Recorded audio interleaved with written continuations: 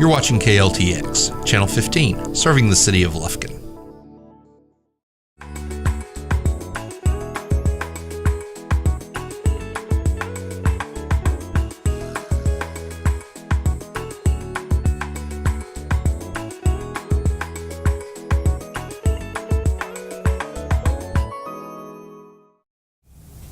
Welcome to Memorial Cooking Innovations. I'm Leanne Anderson, registered dietitian and certified diabetes educator with CHI St. Luke's Health.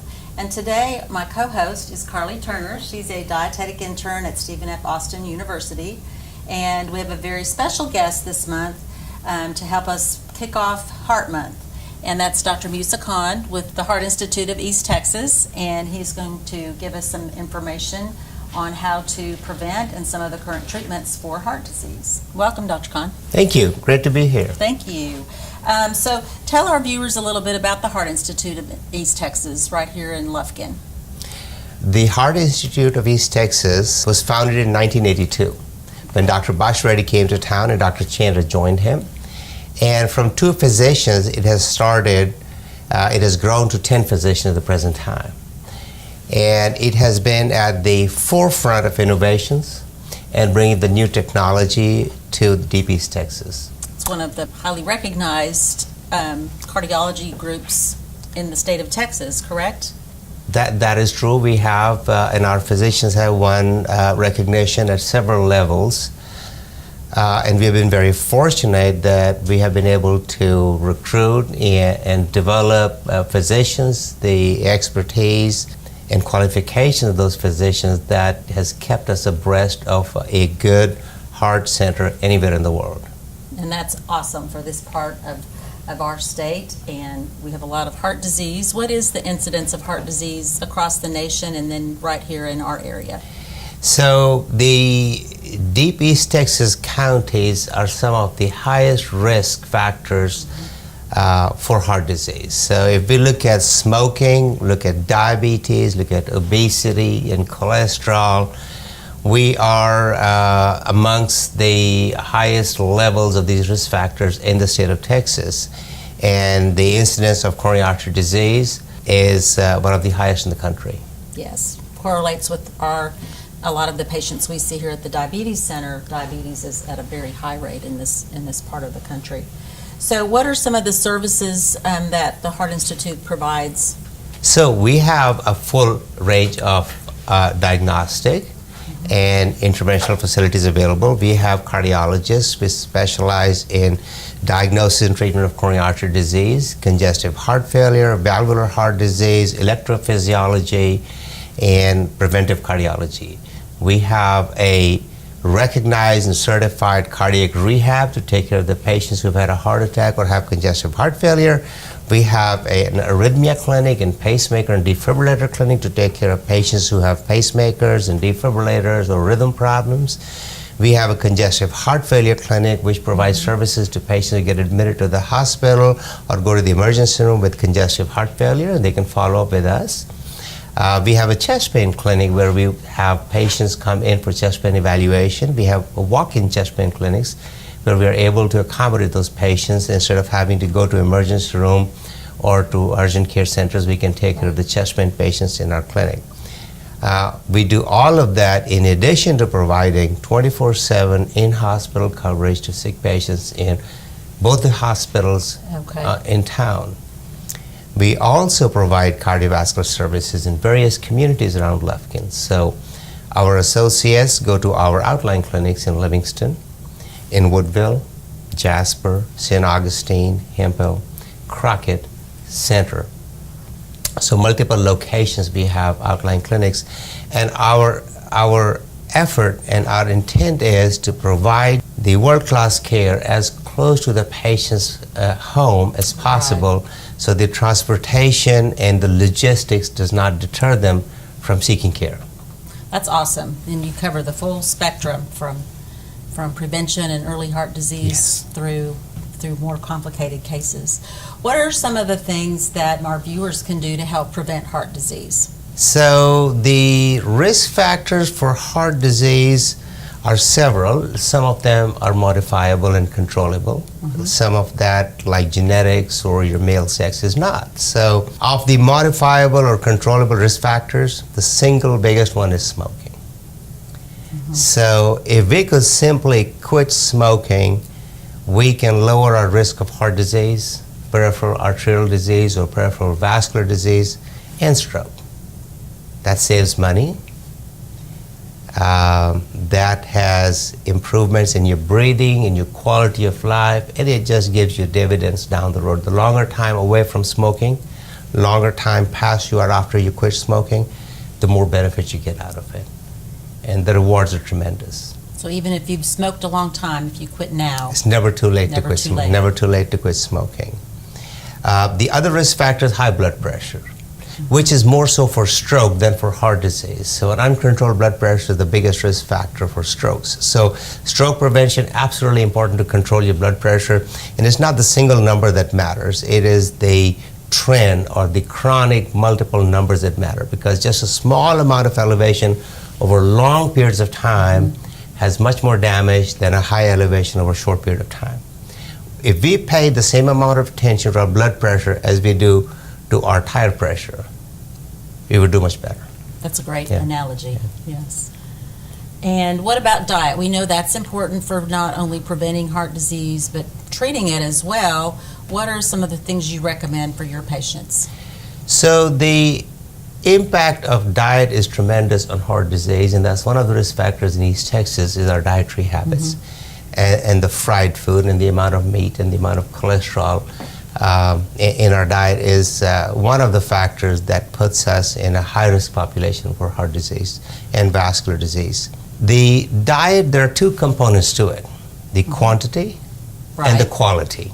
So there's a portion size. So no matter how healthy you eat, if your portion size is just massive, it beats the purpose. Calories are calories. Calories are calories, whether it's sugar or fat or whatever. So that's the quantity of it. So we forget that once we have achieved our growth, and once we are past 20, and particularly once you're past 35, our metabolism slows down, and our average daily calorie requirement goes down, and we need to be less than 1,800 calories to be able to even maintain our weight, and we, for losing weight, even have to go lower than that for most people. Right.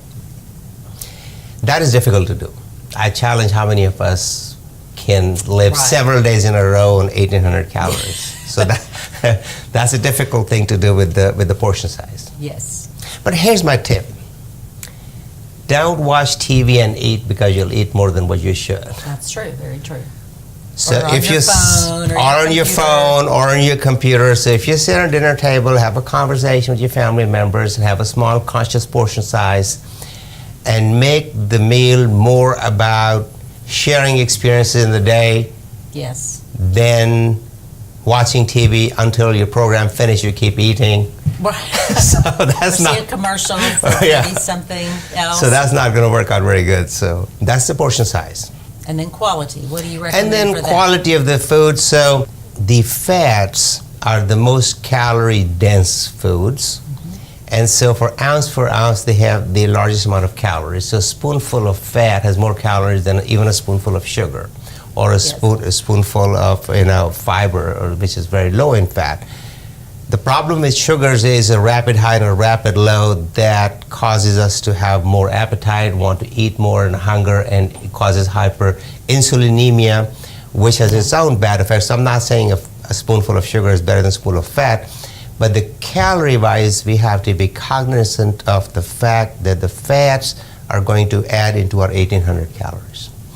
So we have to avoid foods which are rich in fat. So fried foods should be avoided, have grilled or baked. So foods which are rich in fat, red meats, bacon, you should avoid those foods and go with more vegetables and diets which have low quantity of fat in them. Second thing is the type of fat matters for heart health. So even the calories are the same, some are good and some are not so good types of fats. And so there are saturated fats, and there is unsaturated fats, and there is trans fats. And so basically anything that is solid and room temperature, like animal fat. Crisco. Crisco is particularly not good. Or coconut oil. Right. Those are saturated fats, and generally they're not good. There is some noise out there about coconut butter or I coconut get that all the time. Yes, or palm oil is better for you, but they're saturated fats, and they're definitely not good for heart health. On the other hand, the vegetable oils like olive oil or canola oil, they are good for heart health because they have either omega-3s or they have polyunsaturated fats in them or monounsaturated fats in them, and so they are actually good for improving your good cholesterol and lowering your bad cholesterol. So use of those fats is better for you, but they do have calories. Yeah, So you have to count the calories. Use them sparingly, yes. And if you avoid calories from sugars, so when we come to carbohydrates, there are complex carbohydrates and there are simple carbohydrates, and there are sugars which are simple carbohydrates that get absorbed rapidly, have a high sugar high, and then you have a drop after that. Right. And that leads to a vicious cycle of high insulin, then hypoglycemia, then wanting to eat more. And if you have diabetes, it's even worse. That's even worse for you. That's even worse for you. Okay, those are some great tips. And is there any specific recommendation you have around exercise? There have been several studies that have looked at the amount of exercise, and about 150 to 180 minutes of exercise a week is very useful in increasing our basal metabolic rate, improving our calorie consumption, getting our heart healthy, lowering our cholesterol, and also developing cardiovascular fitness. So it improves our muscles, it improves our lungs, it improves our heart, and the exercise acts like a smoke alarm. So it's a smoke detector. So if you develop heart trouble or if you develop problems, you'll catch it earlier because you'll notice you're losing your exercise capacity or ability, and you'll develop symptoms. So it's a great marker for us to exercise. And what it means really is, exercise 30 minutes 5 times a week. That's 150 minutes. 30 minutes 5 times a week, that's it. And it does not have to be fancy exercise. The exercise, a simple brisk walk around the block, a treadmill, swimming, stepper, skier, whatever is available. Great. Okay, well, Dr. Khan, thank you so much for joining us today and giving us some great information to help prevent and treat heart disease if you already have it. And we hope you'll come back again. Oh, I would love to, and I'm anxiously waiting to see you cooking and see the salmon we're going to make today. All right, yes, we're going to make a heart-healthy meal. Thank you so much. Well, Carly, thanks for joining us today. And now that Dr. Khan has given us some heart-healthy tips on how we should be eating, we're going to make a heart-healthy dinner since Valentine's Day is also in February, as well as American Heart Month. So, first of all, we just want to maybe give some viewers a little more specific tips around heart-healthy eating. And one style that's fairly popular of eating is called the Mediterranean style of eating. Right. What does that entail? So the Mediterranean style of eating is really kind of the basics of general healthy eating. So primarily we want those plant-based foods, so fruits, vegetables, nuts, seeds, those whole grains and legumes, foods like that. We also want to cut down on red meat. So maybe just have maybe a steak once or twice a month and incorporate more fish and maybe turkey and chicken, more poultry options. We also want more olive and canola oil when we're cooking rather than maybe using butter or margarine. They're just some vegetable oils that are a bit healthier and offer some antioxidants, which are pretty heart healthy for us. Right, and as Dr. Khan mentioned, even those healthy fats do have calories. So if you're wanting to lose weight or maintain your weight, you've got to watch the portions of those as well. For sure. And when we're seasoning our foods, we would rather use herbs and spices rather than maybe just salt and pepper or normal seasonings. It'll add a few flavors and just kind of add some variety to our diet. Also, we want to include some red wine in our meals. Now, this is a bit tricky, so if we don't already drink, we don't want to start drinking wine, and we want to drink wine in moderation. So by that means 1 drink per day, 1 red wine for women, or for men, maybe 1 to 2 drinks per day. So that's really just kind of the basics of the Mediterranean style of eating, but this also entails being active and eating around friends and family, like Dr. Khan mentioned earlier. His number 1 tip was to eat with others. Right. And enjoy the moment, not just the food. Or, right. as I've heard before, eat to live, don't live to eat. So that's a good slogan to go by as well. So our first recipe for our Valentine's dinner is going to be dessert. We're going to start with that first. So we're going to make an avocado banana cocoa pudding. So that sounds kind of crazy, but it's going to provide some healthy fat, some fruit, and then also chocolate is thought to have some antioxidants and some cardiac benefits as well. Yes. So for this recipe, we're going to take about 3/4 of an avocado and add it to this blender over here. And since this is a dinner for 2, so we're cooking in smaller portions. And we're also going to add about 1 medium banana sliced. And then 2 to 3 tablespoons of this cocoa. And this is unsweetened cocoa, so you want to buy, there's several brands, but the unsweetened is what you want to use for that. So now we're going to add some pure maple syrup and some vanilla. There's a teaspoon of vanilla and a couple tablespoons of syrup. You want to buy the regular pure maple syrup. We don't want to use pancake syrup.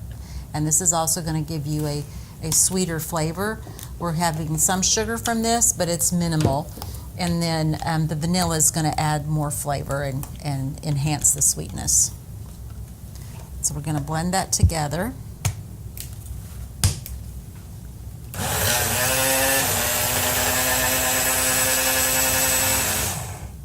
Okay, that looks like that's mixed up. Now, if you have trouble, sometimes your blender will kind of keep everything clumped at the bottom. You know, continue to stir it, even maybe add a little water or liquid, depending on your blender, or a food processor would also work if you don't have a blender. So all we need to do with this is refrigerate it for about an hour while we make the rest of the dinner, and we've got dessert finished. So now moving on to the main meal. Today we're going to make a pistachio crusted salmon and also pair that with a savory quinoa salad. And so first we're going to make the salmon and put that in the oven. We're preheating the oven to 375, and we're going to make a glaze and the pistachio crust. Now with salmon, we've talked on previous shows on picking out seafood. Just as a little reminder, you want to make sure that it's the skin is intact and there's no scales. It's a bright pink color and not any strong offensive odors. There's 2 types of salmon. There is the Alaskan wild caught salmon, and then there's also farm raised. This is farm raised, and one of the main differences is in the farm raised, they do feed that salmon types of feeds that will make this brighter pink color, whereas the wild caught salmon might be just a little bit less pink and not quite as colorful, but it's also not going to have been fed any feed where there might be some additives or something like that. So to make the glaze, we're going to mix up a juice of half a lemon. We have this handy little gadget that will make quick work out of juicing that lemon. A lot of times we'll just squeeze the lemon, but this is going to give us about 2 tablespoons of juice for half a lemon. And then we're going to just put that in this small bowl. And then we're going to add a tablespoon of honey to give it a little sweet flavor. And then we're also going to add a tablespoon of Dijon mustard, and that's going to give it a little bit of a tang.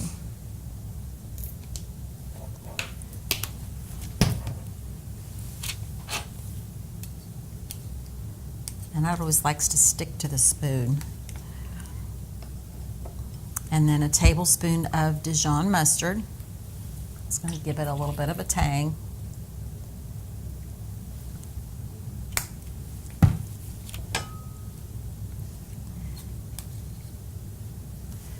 mix that together, and then we'll just spread that on top of the salmon. You can put a little salt and pepper, but with Heart Healthy, we do try to minimize the sodium as much as we can, but if you're not concerned about that, you can always add that later on.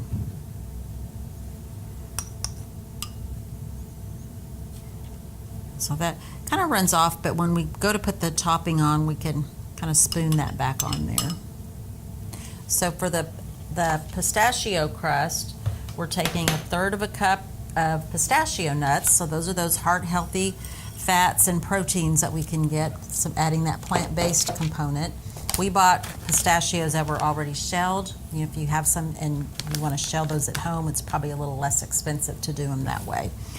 And then we're also going to add 3 tablespoons of panko breadcrumbs to those pistachios. It's already moving. Yeah.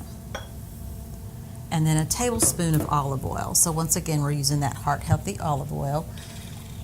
As we mentioned earlier, you do get some calories from that oil. A tablespoon of oil gives you about 120 calories. So you're not going to get all that oil in this recipe necessarily, because some of it's going to melt off of the fish. So we just mix that together, and then I'm going to kind of spoon some of this back on, and then we're just going to sprinkle that nut mixture on top of the salmon and kind of press it in. This is That looks really good. pretty colorful. It is. And so we'll just kind of mash that down. You can use your hands, but... And the serving on this, these are 2 4-ounce fillets. Again, with the portions, generally the recommended portion of your protein food is about 3 to 4 ounces at a meal. We need protein, but we don't need excess protein. And so when this goes in the oven, those nuts are going to get toasty. Those breadcrumbs are going to get crispy. So we're getting a good kind of crunchy type of fish without frying it. Perfect. Looks great. All right, we're going to put that in the oven and move on to our salad. So while the salmon bakes, it's going to take about 15 minutes. We're going to make our salad. We call this the Savory Quinoa salad. And what we did is we cooked about 3/4 cup of quinoa in 1.5 cups of water, brought it to a boil, and let it cool. And we're going to put that on top of our arugula. Arugula is a green, kind of a peppery flavored green. If you can't find it at your local store, you can substitute kale or spinach for that.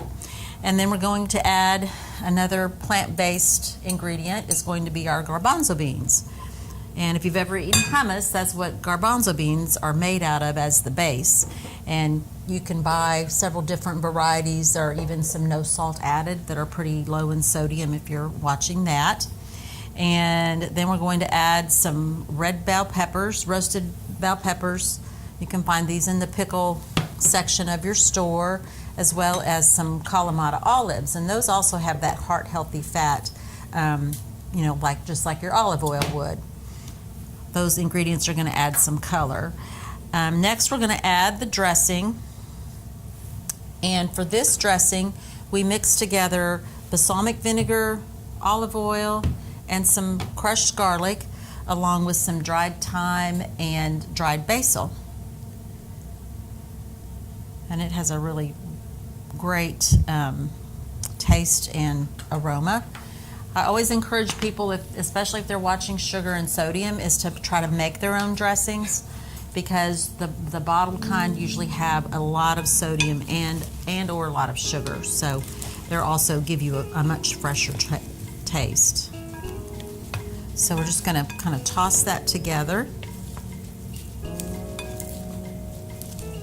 So you get a lot of color from smells really the good. greens, and the peppers definitely has that Mediterranean flair.